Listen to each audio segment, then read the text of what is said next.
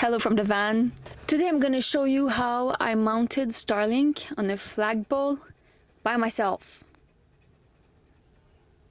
Do I recommend you do that alone? No, you'll see why. It's kind of a struggle to mount it, especially at the end when you need to put the Starlink on the very long pole. And it worked when I did it initially, but another time I had to check on the Starlink for something, so I put it down, and when I put it back up, it crashed miserably. I did this video because when I initially did some research on how to install and mount Starlink on a pole like that, I struggled a lot to find good information and complete information, so I'm gonna show you the entire process this time.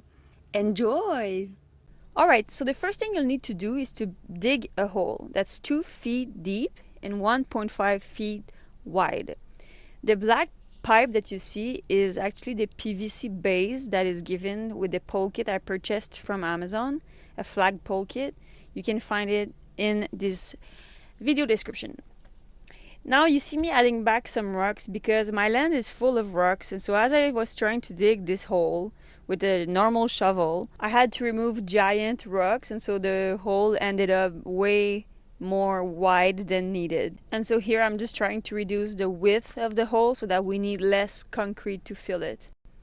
Now you see me leveling the PVC base because when we add concrete, we want the base to be very leveled, because this is what the long 20 feet flagpole will actually be inserted into. And so if it's a tiny bit angled, it's gonna do another Pisa tower. We don't want that. Okay, then I purchased some concrete that comes in bags like that, like dry concrete. At any, honestly, home improvement store you can find them. It's quite cheap, and you're just gonna need a bit of water as per the instructions on the bag. Be careful though, you're not supposed to touch concrete directly and not breathe it either. So here I'm not wearing gloves, but you should. And I was being very careful that it doesn't touch my hands though. So here I'm mixing the concrete with water. Honestly, my first try was a complete fail. I poured all the bag in the bucket and then added a little bit of water in the end, and it was just way too dry. So here I'm trying to save the concrete that was on top with water and restarting again by putting the water first and then adding the concrete gradually, like when you're doing a cake or something. And listen, I am not a construction person, like you can visibly see. I really don't like doing these things, that's the truth. And so I didn't research how to mix concrete before. I was just trying to get this thing done, but it worked, so I do recommend you do this approach. Water first, concrete gradually. Okay. So this is what the texture looked like before I poured it the first time. It's a bit thick, I think, but it worked. Ok, on va mettre le béton! On dirait de la merde de vache. Alright, so here I'm just pouring the concrete in the hole, making sure that it's leveled before the concrete is gonna freeze forever. Alright, so here I waited a full night for the concrete to harden, and in the morning it looked like that. It was actually super hard, like rock, and it was surprisingly still fully leveled. I tested. Repeat the full process of mixing the concrete, etc. many times until the hole is filled.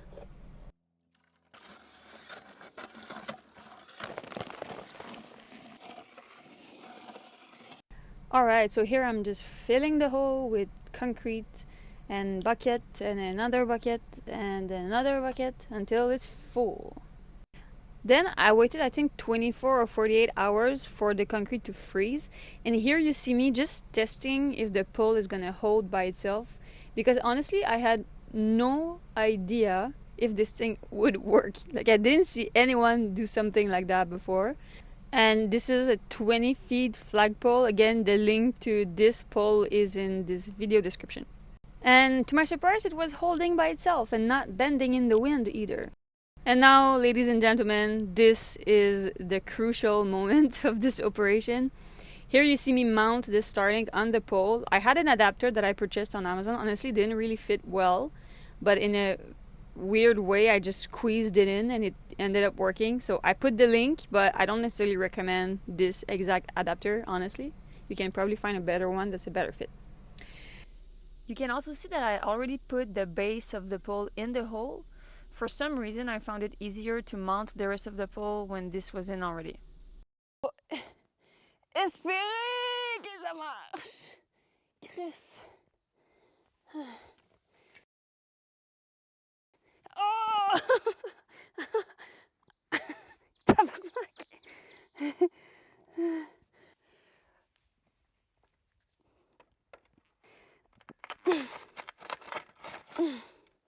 Bon.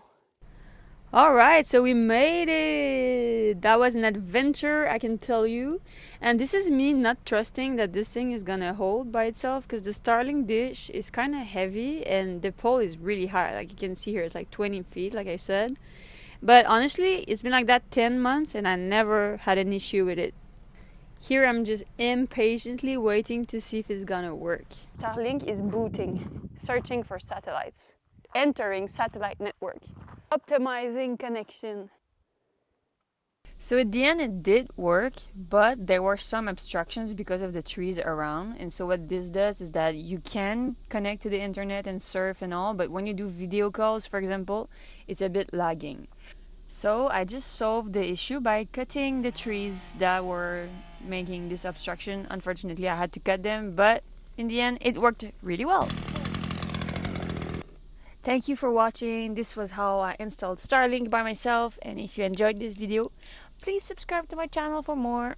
See you later. Bye.